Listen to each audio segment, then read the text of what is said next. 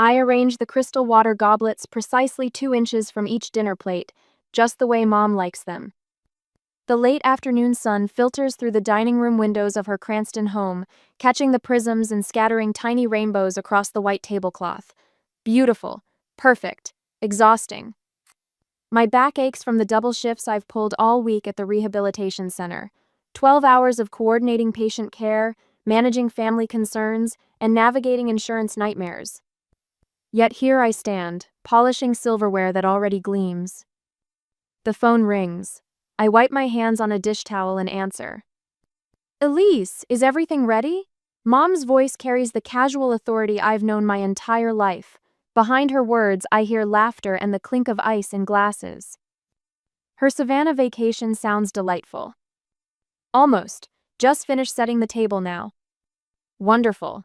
Listen, I've been thinking. Use the burgundy napkins instead of the cream ones. They'll complement the centerpiece better.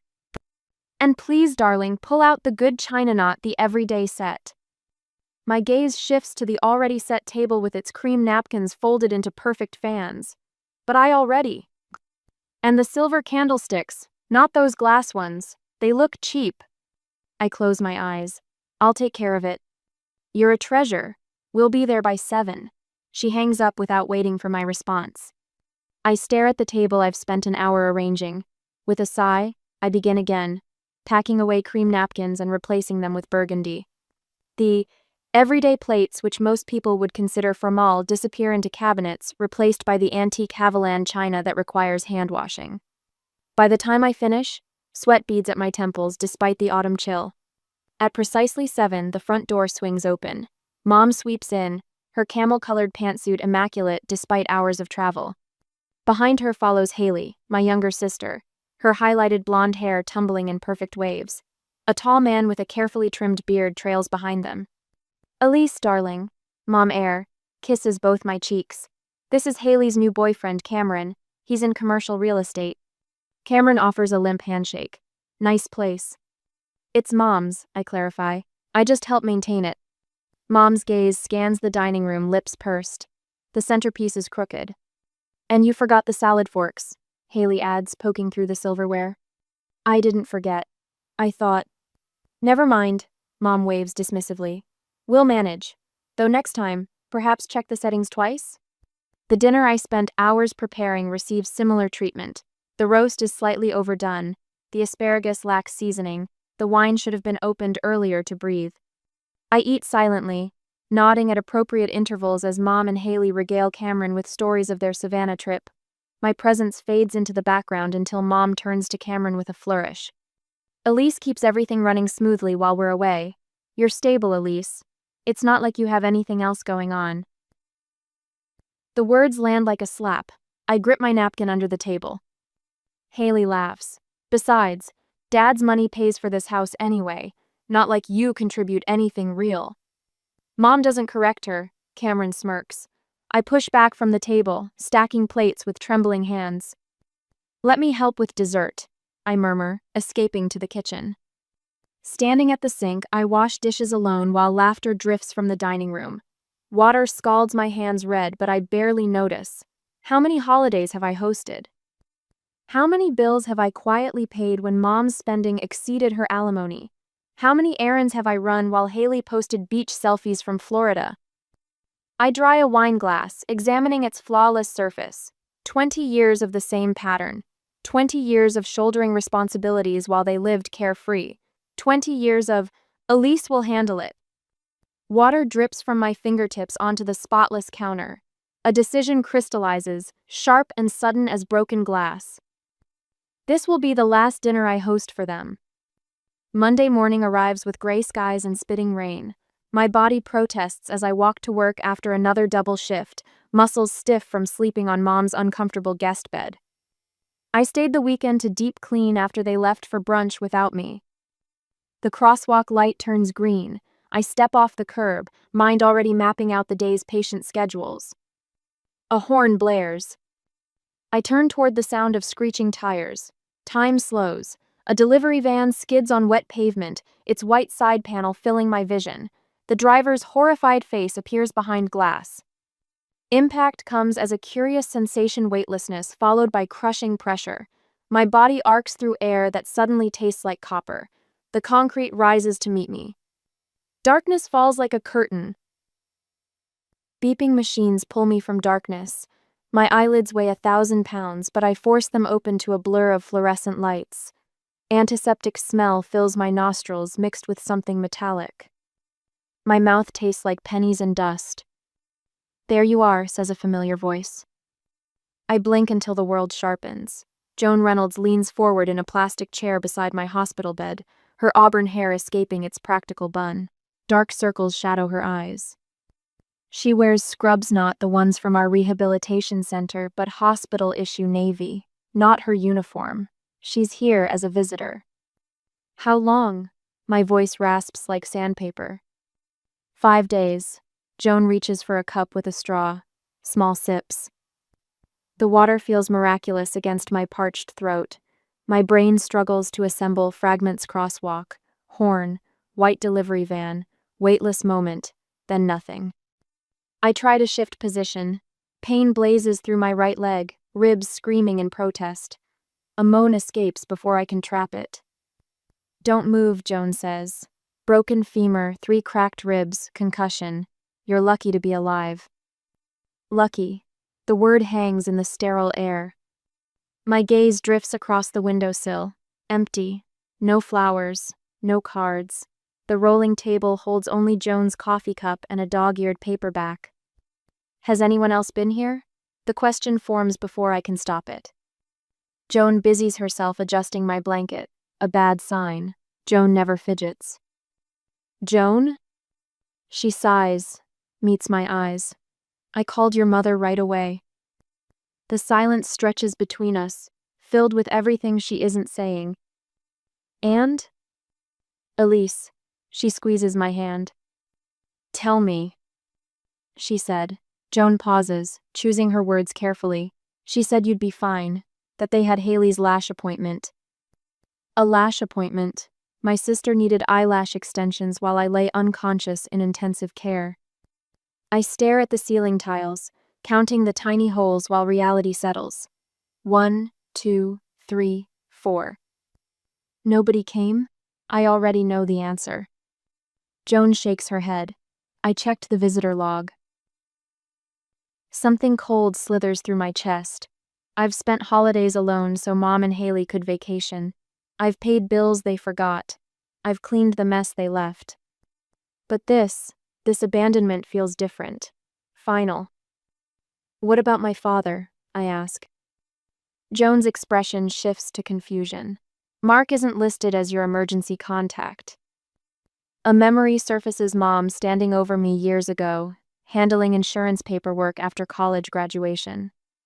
"I'll take care of this," she'd insisted. "Your father lives across the country. He'd be useless in an emergency." "Mom always manages the paperwork," I whisper. Joan's jaw tightens. "Elise, your father doesn't know, does he?" I close my eyes. No. That's not right. Her voice takes on an edge I rarely hear. "Do you have his number?" "In my phone. If they found it at the accident." Joan stands, determination straightening her spine. "I'll find out." When she returns an hour later, she carries my battered phone and a small duffel bag.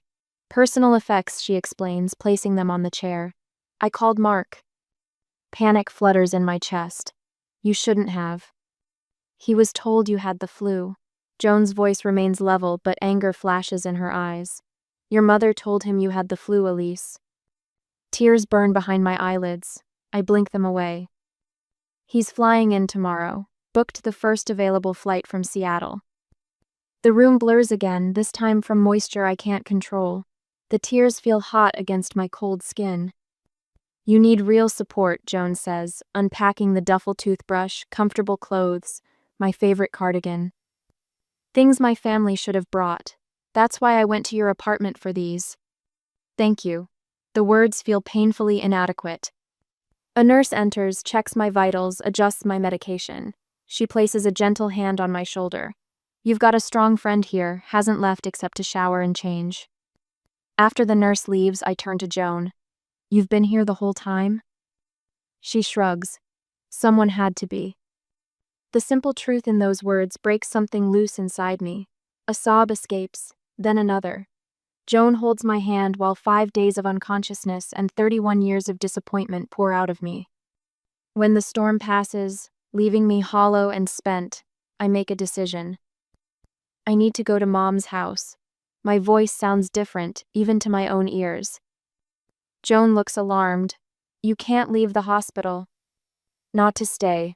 I need to get something. I push myself up despite the pain. Will you help me? Elise, this is crazy. You've just regained consciousness. Please. I meet her eyes. I need to know something, and I need to know tonight. Joan studies my face for a long moment. The doctor won't discharge you. I'm not asking for discharge. Understanding dawns in her expression. You want to sneak out. I nod. For how long? 2 hours. Then I'll come straight back. Joan runs a hand through her already disheveled hair. This is against every protocol. I know. You could lose your job if anyone finds out. I know that too. She sighs deeply. Let me get a wheelchair. As she heads for the door, I call after her. Joan? She turns. Why are you doing all this? A sad smile touches her lips. Because someone should fight for you, Elise. Even if it's not the people who are supposed to. Later that night, the hallway floorboards creak beneath my weight. I freeze, breath caught in my lungs. My palm presses against the wall for support as pain shoots through my hip. Joan hovers behind me, her presence a silent anchor in this familiar darkness. Are you sure about this? She whispers. I nod, unable to speak. The voices from the kitchen grow louder laughter punctuated by the clink of wine glasses. Mother's sultry laugh, the one reserved for men she wants to impress, floats through the air. Raymond, stop it, she purrs. What if Elise drops by? Since when does she come without calling first? A male voice responds. Familiar. Too familiar. Raymond Green, my mother's old college friend. The man who sent me birthday cards until I turned 18. The man who mysteriously appeared at holiday gatherings when Dad traveled for business. My fingers find my phone in my pocket, trembling as I unlock it and open the recording app. Joan squeezes my shoulder in silent support. Speaking of Elise, Raymond continues, did you tell her I was in town? God, no, Mother laughs. She thinks I'm at book club. Loyal to a fault, that one. Unlike her sister, Raymond says, voice dipping lower. Haley takes after me. Mother's voice carries a strange pride. Elise is, well, predictable, like Mark. Mark still thinks Haley is his. Raymond's voice drops to a murmur that nearly stops my heart. Elise never questioned it. She's too loyal. The world tilts beneath my feet. Joan catches me as my knees buckle, her arm tight around my waist. The phone nearly slips from my grip. His money still pays for this house, Mother continues. All these years after we separated. Can you believe it? He thinks it's for his daughters. Daughter, Raymond corrects. Singular. Their laughter mingles, ugly and intimate. I taste bile rising in my throat. The hospital called again. Mother sighs. Apparently Elise is being discharged tomorrow. I suppose I should visit once before she comes home. For appearances. 5 days and you haven't gone yet? Raymond sounds amused rather than shocked. What's the point? She's just lying there. Besides, she'll recover. Always does. The phone shakes violently in my hand. Joan pries it gently from my grip, continuing the recording herself as she guides me back toward the front door. My vision blurs with tears or rage, I can't tell which. Outside, the night air hits my face like a slap. Joan half carries me to her car, my body leaden with shock. She eases me into the passenger seat before sliding behind the wheel. Oh God, I whisper. Haley isn't. Breathe, Joan says, her hand firm on mine. Just breathe. We need proof. I manage after several ragged breaths. Something concrete.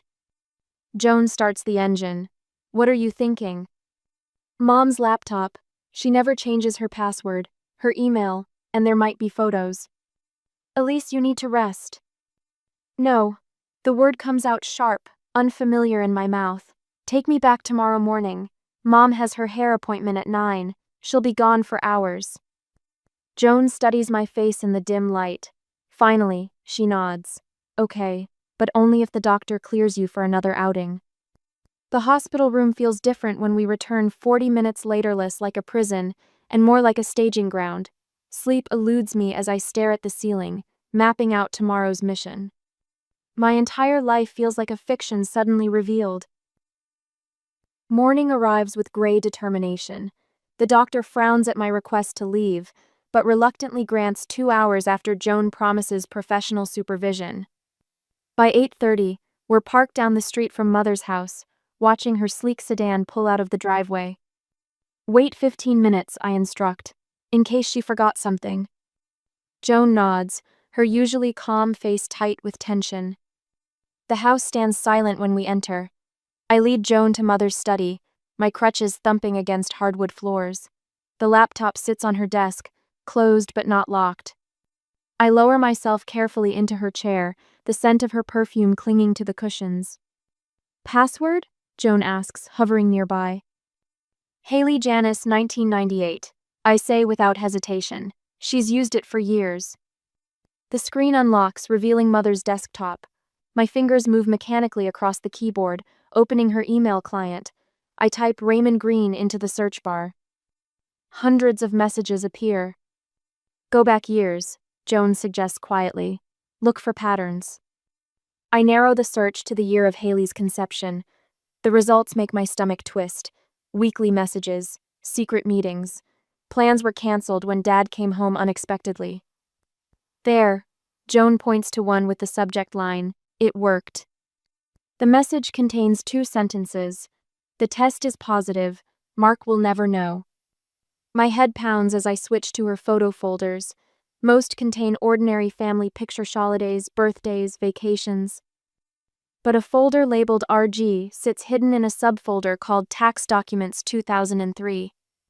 Inside, Raymond and Mother on a beach I don't recognize. Raymond holding infant Haley. Raymond at Haley's 5th birthday, standing slightly apart from the family group. We need samples, I whisper, saving files to a USB drive Joan produces from her purse. Something for DNA testing. I'll check Haley's bathroom, Joan offers. Hair from her brush would work. While she disappears down the hall, I continue gathering evidence. Financial records showing Raymond's occasional loans to Mother. Birthday cards he sent Haley with oddly personal messages. And finally, a scanned copy of Haley's original birth certificate with father, unknown, typed in the appropriate field. Joan returns with several strands of Haley's distinctive blonde hair sealed in a small plastic bag. I add it to our growing collection of evidence. What will you do with all this? She asks as I shut down the laptop. The question hangs between us as I stare at the USB drive in my palm. 24 years of lies condensed into digital files and a few strands of hair. Dad deserves to know, I finally answer. Everything. We leave the house exactly as we found it. In the car, pain finally overwhelms the adrenaline that's been carrying me forward. I curl against the seat, arms wrapped around my middle. Hospital? Joan asks, her face etched with concern. I shake my head. DNA testing lab first, then FedEx. Dad needs to see all of this immediately. Joan hesitates, then nods. Whatever you need. As we drive away, I watch Mother's house recede in the side mirror. The perfect white colonial with its manicured lawn looks exactly the same as it did yesterday, but nothing will ever be the same again. Truth, once seen, cannot be unseen, and soon everyone will see it. Later that day, I catch my breath as my door opens. The silhouette standing there belongs to a man I haven't seen in person for nearly 3 years. Dad steps into the light of my room, his silver-streaked hair cropped shorter than in the Christmas card photo from last year. His shoulders, once broad and imposing in my childhood memories, now curve slightly forward. Elise, just my name, but it carries the weight of everything unsaid between us. I try to sit up straighter against the pillows on my sofa. Pain shoots through my healing ribs. You didn't have to come all this way. Yes. His voice breaks slightly. I did. He takes my hand. The calluses on his palm feel exactly as I remember of patches earned from his weekend woodworking projects. His blue eyes, so unlike mine and Haley's, scan my injuries with an intensity that makes my throat tighten. The doctor says you'll recover fully. His thumb traces the edge of my hospital bracelet. But that's not why we're here, is it? I shake my head, wincing at the movement. Thank you for coming. For believing me. I believed you the moment I opened that package. His jaw tightens. 20 years, Elise. 20 years I supported a family built on lies. Dad. No. He squeezes my hand. This is not your burden to carry. You've carried enough. We spend the next hour in quiet strategy. Joan brings coffee from my kitchen, and we spread the evidence folder across my living room table. Dad examines each document, asking careful questions about the timeline, about Raymond Green's involvement. His voice remains steady, but I recognize the controlled anger in the tightness around his eyes, the same expression he wore when negotiating difficult contracts. You're sure you want to be there? He asks when we've finalized our approach. I need to see it. I adjust myself against the pillows. I need to see her face when she can't lie anymore. Dad nods once, sharply. Then we do this together. 2 hours later, Joan helps me into her car for the drive to Cranston. Dad follows in his rental. My hands tremble slightly as I fasten the seatbelt across my tender ribs. The pain medication makes the world slightly fuzzy around the edges, but I refuse to take more until after. Mom's housen ever truly mine, despite all I've done to maintain it glows amber in the afternoon light. The brick walkway I've swept hundreds of times stretches before us. Dad offers his arm, and I lean into his strength as we approach the front door. He rings the bell instead of using my key.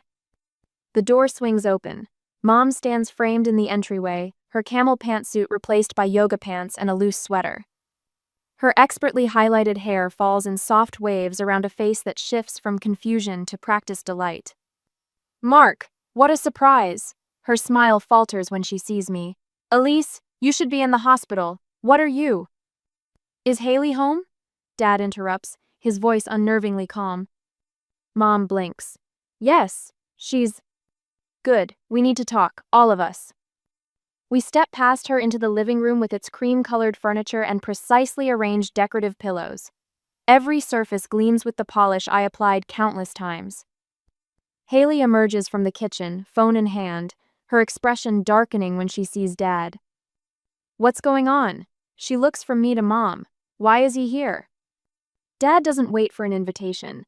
He settles into the armchair by the fireplace's old spot and places the evidence folder on the coffee table with a soft thud. Sit down, Janice. His voice holds no warmth. You too, Haley. Mom's eyes dart to the folder, then back to Dad's face.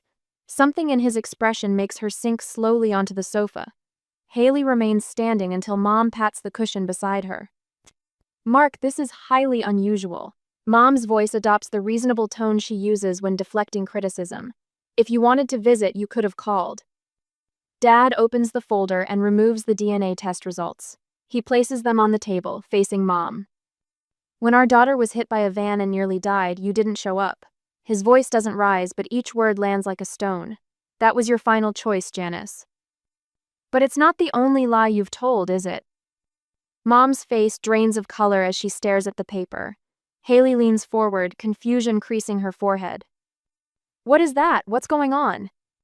Ask your mother. Dad's eyes never leave Mom's face. Ask her about Raymond Green. The silence that follows feels like standing at the edge of a cliff.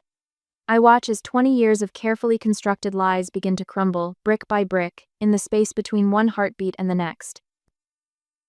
A month later, my phone vibrates against the nightstand for the 6th time today. I don't need to check the caller ID. Mother's desperate voice fills my voicemail with increasingly frantic pleas.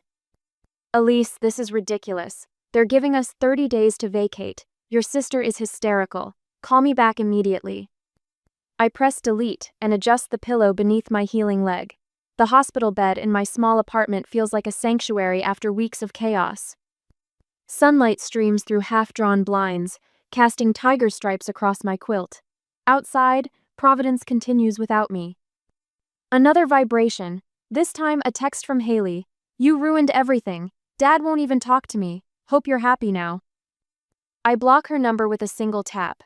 Then I block Mother's. The silence that follows feels like the first full breath I've taken in years.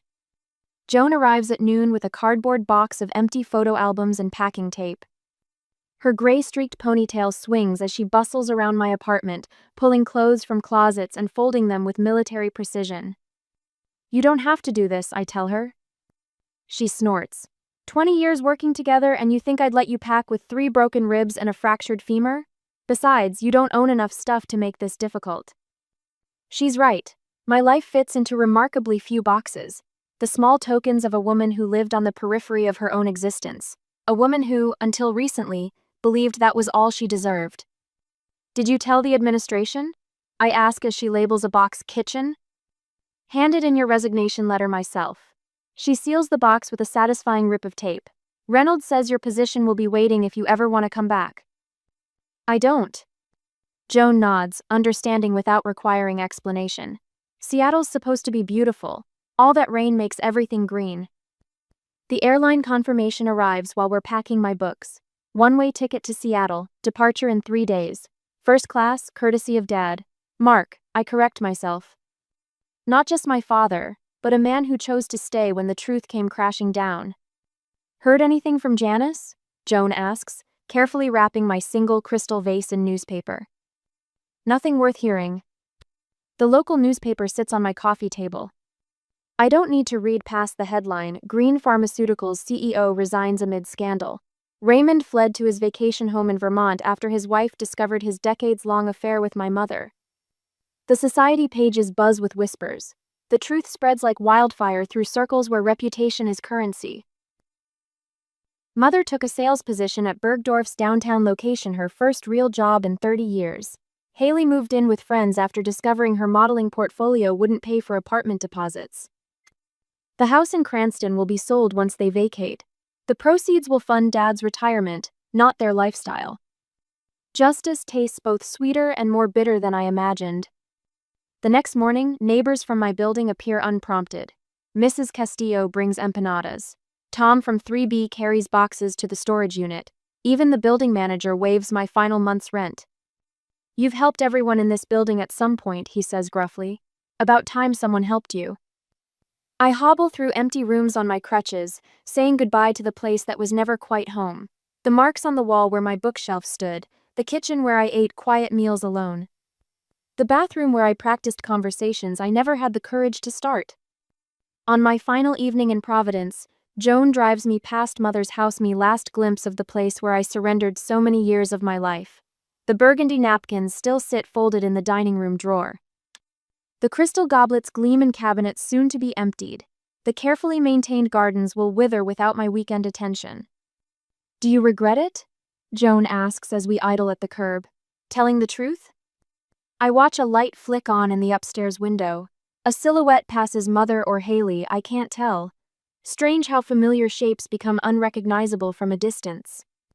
No, I say, surprised by my certainty. I regret waiting so long. We don't linger. Some chapters deserve quiet endings. On the flight day, Joan hugs me goodbye at the airport departure gate. Text me when you land. She insists, tucking a small gift bag into my carry-on. Don't open it until you're in the air. Security takes longer with my crutches and medical boot. The TSA agent helps me through with unexpected kindness. By the time I settle into my first-class seat, exhaustion washes over me in waves. The medication I took for pain makes the world pleasantly distant. At 30,000 feet, I open Joan's gift. Inside, I find a silver picture frame holding a photo of us at last year's staff Christmas party. On the back, she's written, "Family is who shows up. I'll visit in spring. Seattle has good coffee, I hear." Through the small oval window, Providence disappears beneath a blanket of clouds. The city where I spent 31 years shrinks to nothing. Ahead lies Seattle with its emerald landscapes and relentless rain. Dad waiting at the gate. A modest 2-bedroom apartment near Gasworks Park. The beginning of something I never dared imagine for myself. A life where I am not an afterthought. The flight attendant offers me a drink. Celebrating or escaping? She asks, noting my splinted leg. I consider her question as the plane banks west. Both, I answer, surprised by my smile. Definitely both. 3 months later, the early morning light spills through my new apartment windows, casting long rectangles across the hardwood floor. Seattle wakes differently than Providence. The air carries the scent of salt water and coffee rather than the industrial tang of my old neighborhood. I stretch my legs beneath crisp sheets, testing the familiar twinges in my healing body. No alarm blares. No text messages demand immediate attention. The silence holds a sweetness I'm still learning to recognize. My phone buzzes once. A text from Dad. Coffee's on, no rush. 6 simple words that never appeared in my Providence life. I pad through the modest 2-bedroom apartment near Gasworks Park, the worn floorboards cool against my bare feet. The physical therapist says I'm making remarkable progress. Only a slight hitch in my step betrays the accident that shattered more than bones 3 months ago. Dad stands at the kitchen counter, his back to me as he pours coffee into 2 mismatched mugs. His shoulders no longer carry the rigid tension I remember from childhood holidays. Morning, I say. He turns, offering a mug decorated with faded Seattle landmarks. Sleep okay? Better. I accept the coffee, breathing in the rich aroma. The nightmares are less frequent. His eyes so similar to mine crinkle at the corners. Progress. We settle into a comfortable silence at the small breakfast table overlooking the park. No elaborate china here, no crystal goblets demanding precise arrangement, just 2 people rebuilding something broken. First day jitters? Dad asks, nodding toward my new employee badge for Capitol Hill Community Hospital resting on the counter. Some. I sip my coffee. But good ones. Orientation starts at 9. You'll be running the place by Christmas. His confidence wraps around me like a warm blanket. 1 step at a time. I gesture to my leg with a small smile. The joke lands between us like a gift. His laughter fills the kachina sound I've heard more in these 3 months than in the decade before. After breakfast, I dress carefully in navy slacks and a cream blouse, professional but approachable. My reflection in the bathroom mirror reveals a woman I'm still getting to know, shoulders straighter, chin higher. The scar along my hairline has faded to a thin silver line. Dad waits by the door with car keys. Ready for your grand Seattle debut? You don't have to drive me. I can manage the bus. Humor an old man. He twirls the keychain around his finger. Besides, I need to pick up those paint samples for the living room. The colors we've chosen together wait in a fan of possibilities on the coffee table, warm golds and soft greens to replace the sterile white walls. Our weekend project. Our space, not just his apartment where I'm staying. I follow him outside, inhaling the crisp autumn air. Across the street, Lake Union sparkles beneath cloud-dappled sunlight. A woman walking her dog waves at user neighbor from 2 doors down who brought homemade bread last week.